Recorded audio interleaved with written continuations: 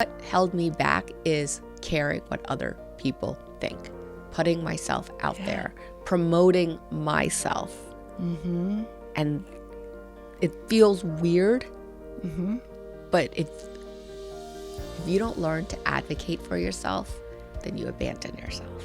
Belief that you are worthy of more, you are worthy of this six-figure business, you are worthy of these clients paying you this amount. And high end is a mindset. It's not based on a price point. It's based on a mindset of values. And so people who value high end values, high end 3 qualities.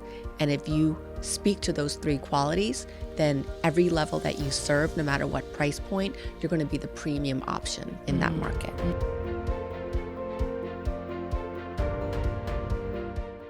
Welcome back to the Mapuana Reed Show. Today I have my dear friend Twah with us. She is going to take us on her journey. It is a good one. The roller coaster of life, through life, through her childhood, through business, through all the things in between, her photography business, how she sees beauty. I feel like that's like a tongue twister.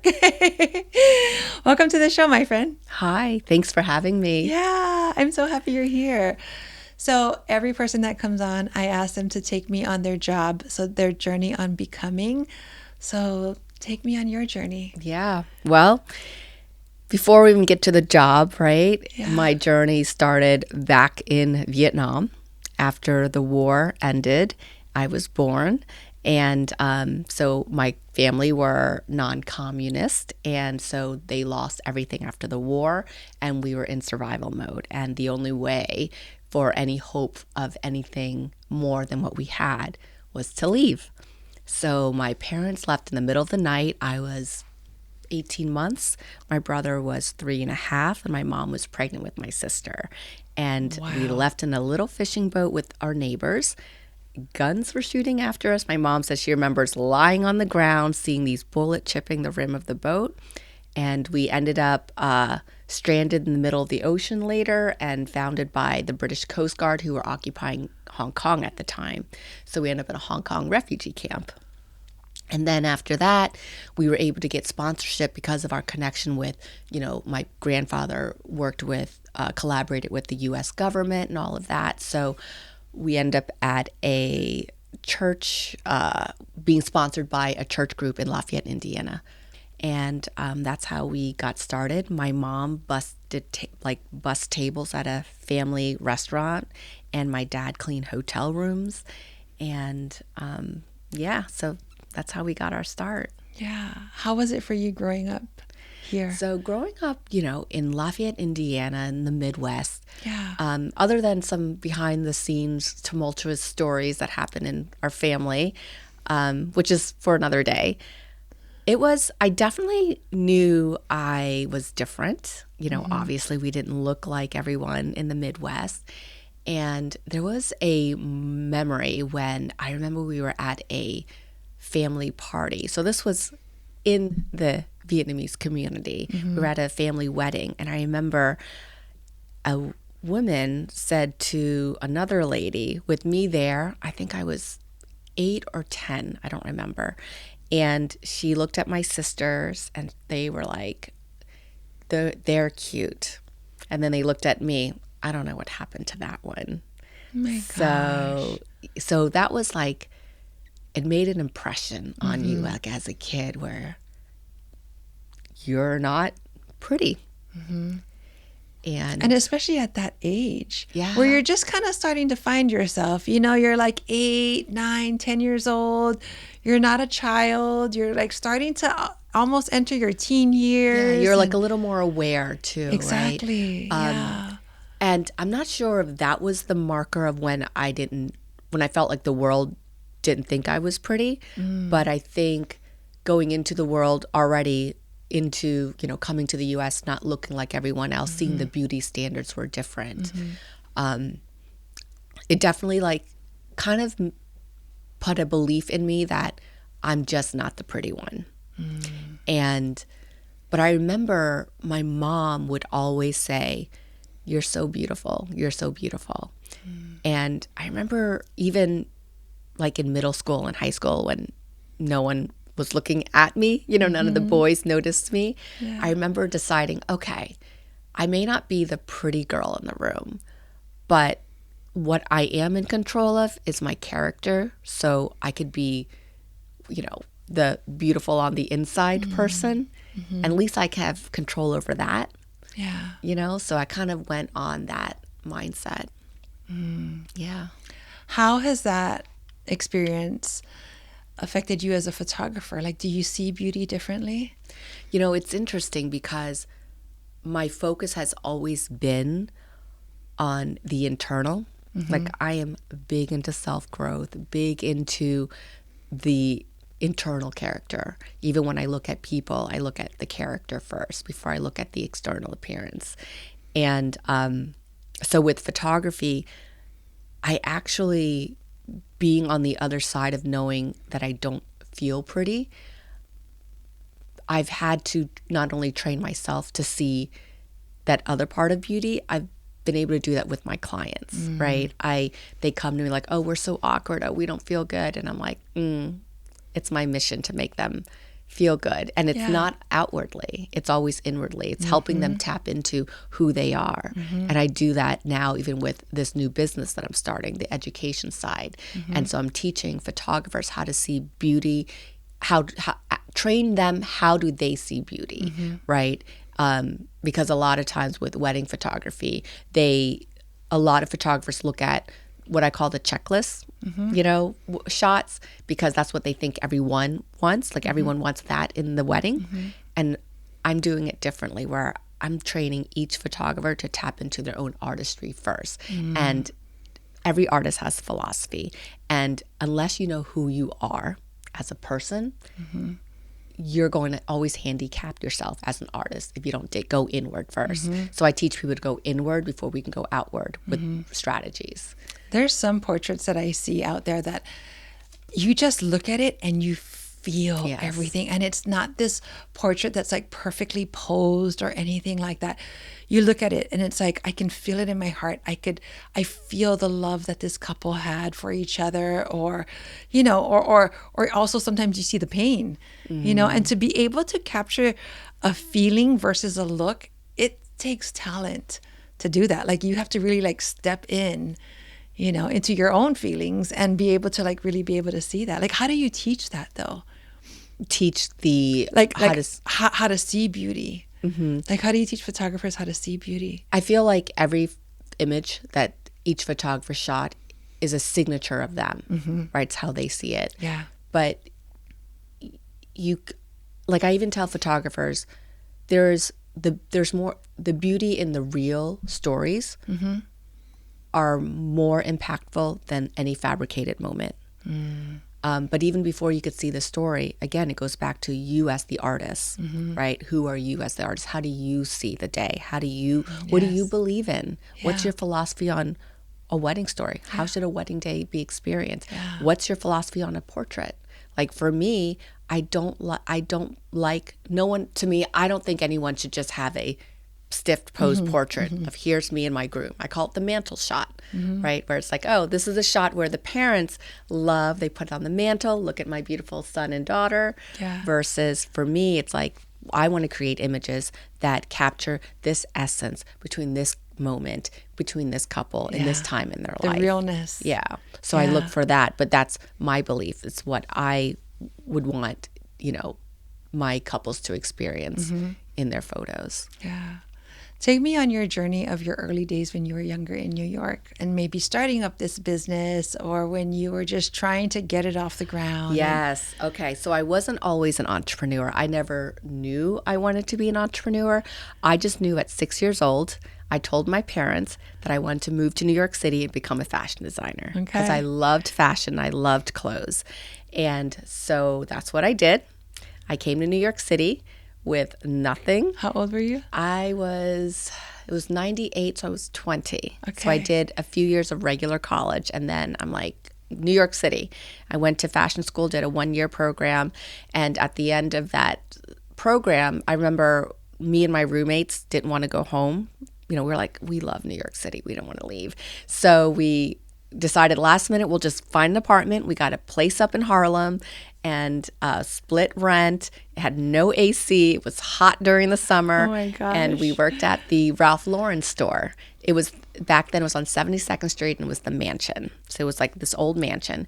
And I remember we were ringing up, they call it CS, like customer service reps, so CSRs. Yeah. And we would ring up these orders, and people would come in, and I remember a lady dropping $5,000 on a custom sports jacket for her 5-year-old son, and then they had the tailor come out. Another lady dropped $2,000 on a silver antique spoon, and I remember ringing these items up, and I'm like, how wasteful. Like, Yeah. where do people make this kind of money? And I remember sitting there and ringing these people up and thinking, I want to be on the other side of this counter. I want to be on the other side of this counter. I don't know how, but that's what I want. Yeah. And not in a resentful way, not like, oh, these people. It's like, no. I want this I like too. that freeness of being able to just, we want to buy it just because. And so, and that summer was probably one of our most poorest summers, right? It's New York City. We're working like a job that paid probably $8 or $9 an hour back then, right? And I remember we had this sushi rolling party where we had all of our friends come over and everyone brings a different ingredient. I had the little rice cooker, so I was providing rice. Someone brought the seaweed wrap and, other ingredients, the cucumbers. And later that week, we had no food. And the only thing we had in the fridge was the seaweed wrap and soy sauce. And I remember me and my roommates, it was after work, we came home, you took the bus across town and you're there and there's no AC. And we're like, there's nothing to eat and everything's closed, or you're up in Harlem, so we didn't want to go out. Yeah. So we got the leftover seaweed wrap and the soy sauce, and we're literally like dipping it, like dropping soy sauce over the sink and like leaning over the sink and eating soy sauce and seaweed wrap. Yeah. And we were laughing because we're like, oh my God, like this is so sad. How poor are we that this is what we're eating? Yeah. And I remember pausing and saying, ladies, let's remember this moment, because this is going to be the poorest we'll ever be. Yeah. And we're going to look back one day when we have so much and we're going to laugh at this moment. Let's look back at it, because we're not coming back here again. Yeah. Yeah. Yeah. It's like, this will be the poorest we'll ever be. We're never coming here again. So let's, Yeah. And it was a carefree time. It was just, we had no responsibility other than trying to pay bills. Right. You know? Yeah. So as you started to grow your business, or, that was like maybe your lowest point. So as you started to create a business, make more money and get out of that, what was a mind shift set that you needed to do to make sure that you never get back there again? So that was the summer that, we were finishing up fashion school. And I remember thinking, okay, what do I need to do? What do I need to learn? Who do I need to be exposed to figure out how do I never end up here again?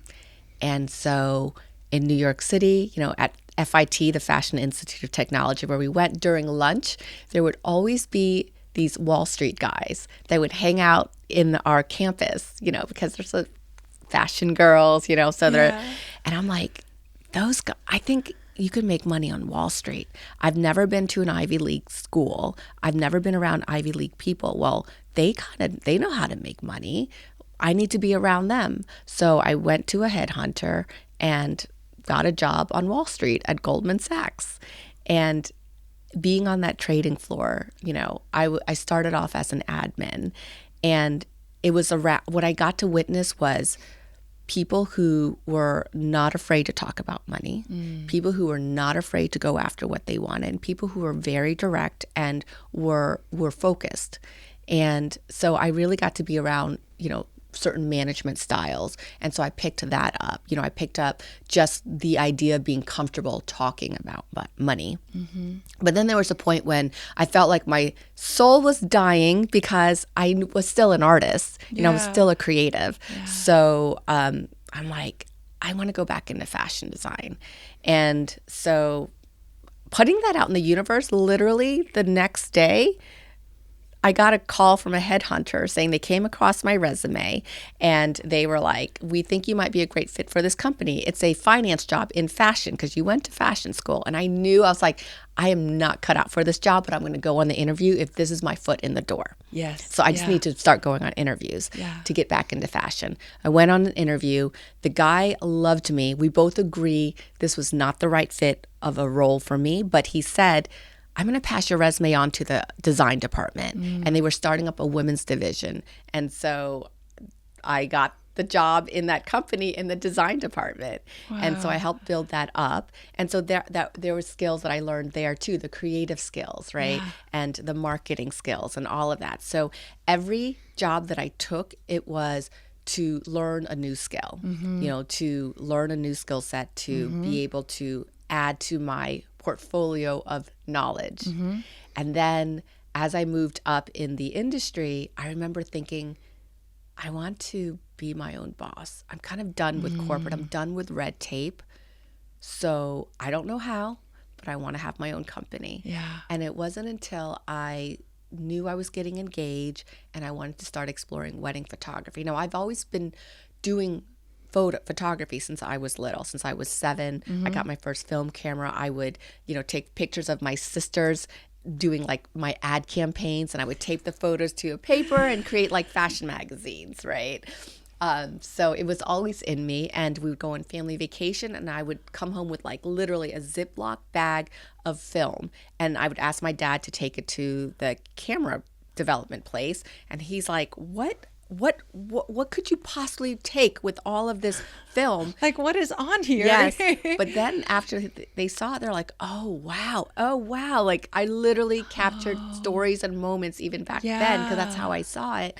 And so after that, they're like, Twah, can you take a picture of me here? Can you make sure you bring me, so, and it's been like that throughout high school and college. Same things. My friends would like make fun of me. Like, we'd go on like summer beach trips, and they're like, oh God, there's Twah with her camera. And I remember thinking, you're all going to want this after you see the photos. Oh, yes. I know. Of course, they all ask, can you send me, do you have an extra copy? Because back then it wasn't digital. It was all film. So you get it printed and you get the double copies. So it's like, well, I only got 2 copies. It's such a treasure now to have, to have those photos. Yeah. So when I got when I started looking for my own wedding photographer, that's when I fell in love with wedding photography. Wow. Like, a lot of people go into the industry wanting to be a fashion photographer, wanting to be everything but a wedding photographer. And I feel like a lot of times back in the day, wedding photography had a bad rep, but for me, I'm like, oh, no. I love wedding photography. Why? Because of the storytelling,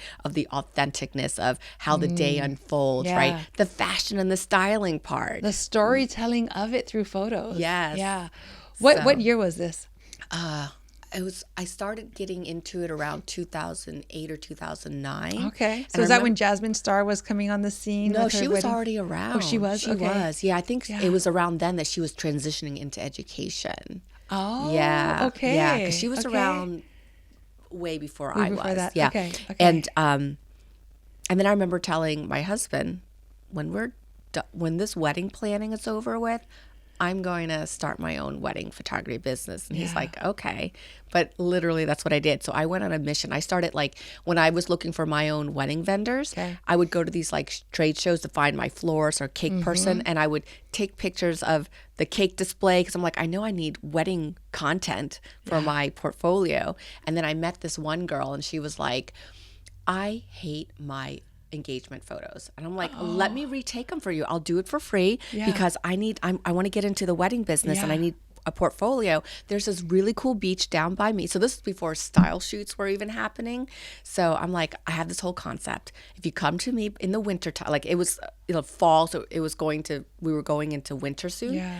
And I'm like, if you come to this beach, it's empty, it's magical when it's covered in snow. Bring this big ball gown, we'll bring an umbrella, whatever, and we'll just do this whole ethereal, shoot like that's on the beach, but it's covered in snow. It's almost magical. Yeah. And she's like, okay. She loved it so much. She was like, you have to come to Boston to shoot my wedding. So I paid, wow. I did it for free. Yeah. I paid for my own bus ticket to Boston.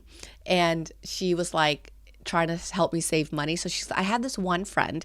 She's coming as a guest single. So you could share a room with her if you want. And I'm like, sure. Yeah. Hit it off with her that night. And she was like, I love what you're doing. She's like, I'll help you tomorrow. I was like, okay. So she helped me carry my gear. Oh my gosh. Yeah. And so that wedding made the cover of the Boston Globe. Are you serious? Yeah. Girl, what are the chances of that? Like for you to shoot your first wedding for free as something that let me just try this out to end up being on the cover? Yes. That is amazing. And so then after that, I booked so much work Wow. that I had to quit my job the following year. Wow. That is just so amazing.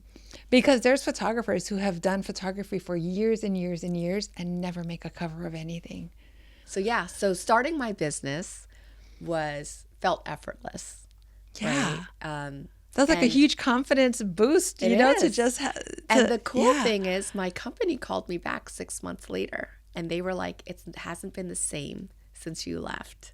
Wow. So they took me out to lunch and we talked numbers.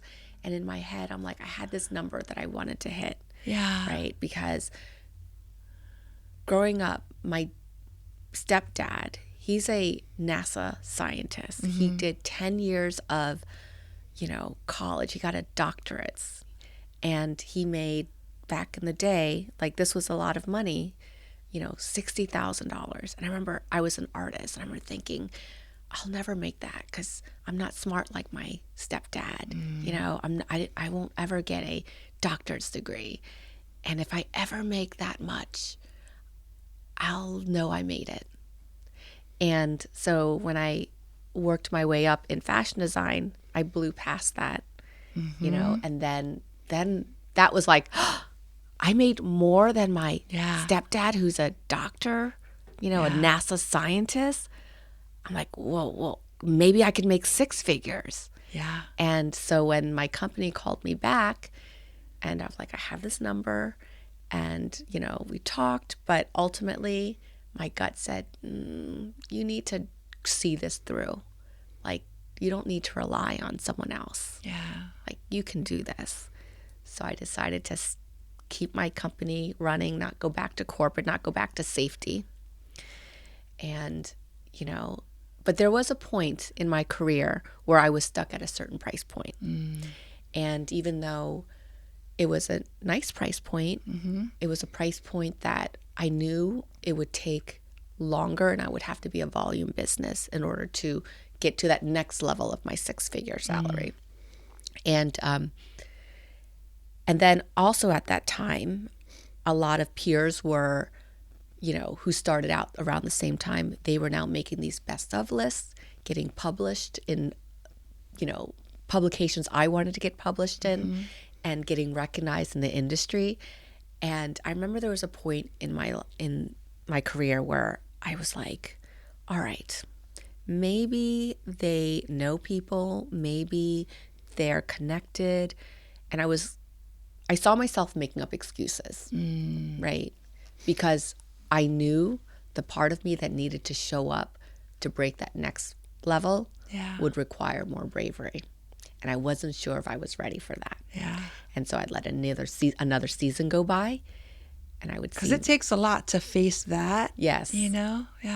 And there were strategies that needed to happen that, and it's, when you think about it, what held me back is caring what other people think, putting myself out there, promoting myself. And it feels weird, but if you don't learn to advocate for yourself, then you abandon yourself. And so I had to learn to advocate for myself. Yeah. And as I started doing that, and I picked up other strategies along the way, along with studying all successful companies, even outside the wedding industry, like what made this company successful. And so I eventually created this framework that I've been able to then up-level every time. And when I say up-level, right, in our industry, there's people throw around the word luxury weddings, luxury market, and it gets overused. And so how I see up-level, I see it more like, I don't use the word luxury, I use high-end. And high-end is a mindset. It's not based on a price point. It's based on a mindset of values. And so people who value high-end values, high-end 3 qualities.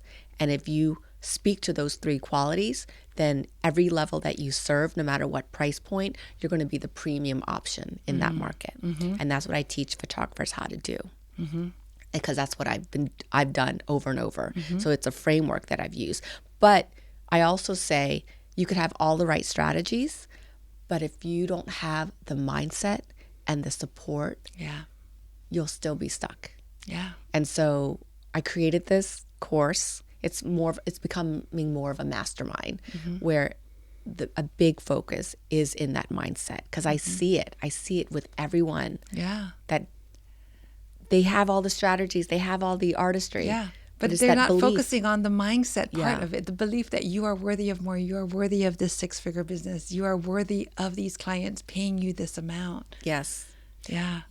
So, and that's what got me from being a $20,000 photographer to a $30,000 photographer to booking jobs as big as $75,000 for wedding photos. Is so good. Not wedding budget. Right? So, and so now I teach other photographers how to do it. Do it sustainably, long term. Not, it's not a short, quick win strategy. There's foundational rules that need to be applied, right? But the most important thing is making sure they tap into their artistry. Because for me, my goal is, it would be a fail if if everyone who came under my wings started shooting like me, approaching weddings like me. Whereas for me as the coach, we're going inward, looking at who they are and pulling out their artistic view, their viewpoint. So.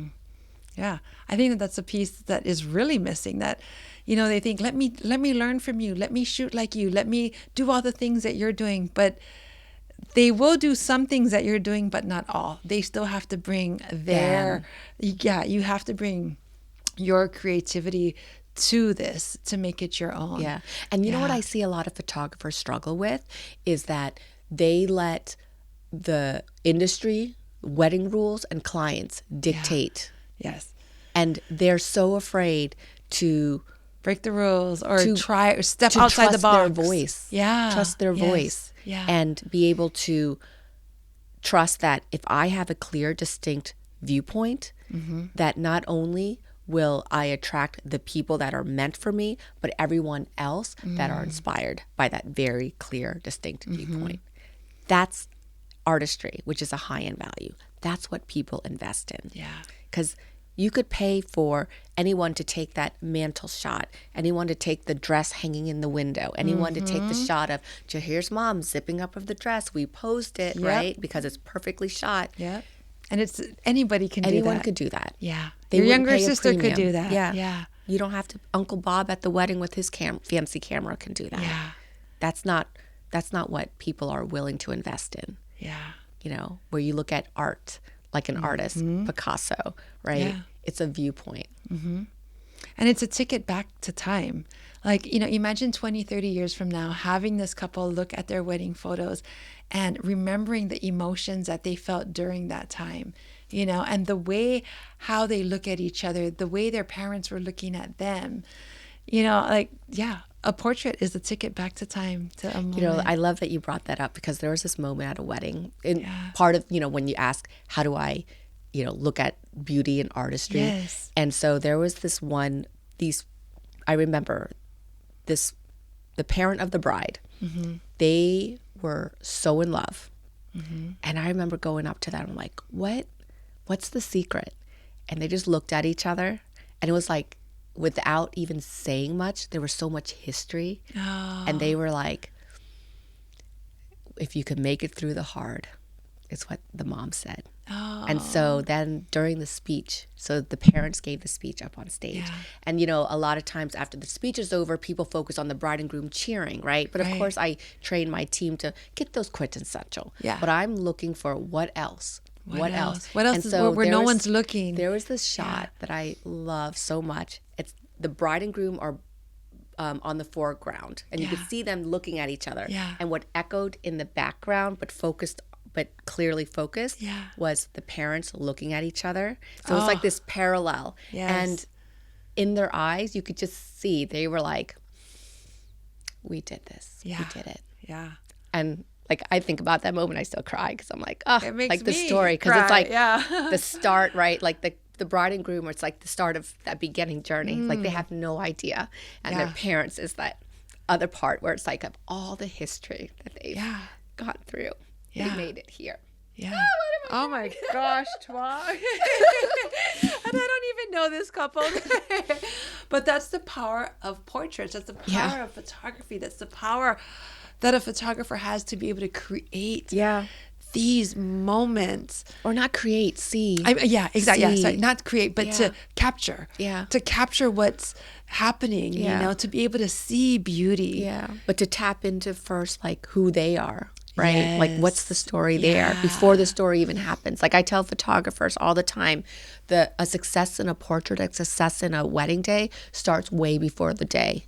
It starts with knowing who your subjects are, asking the right questions. The success of a photo starts with the right questions a lot of times. Yeah. Wow.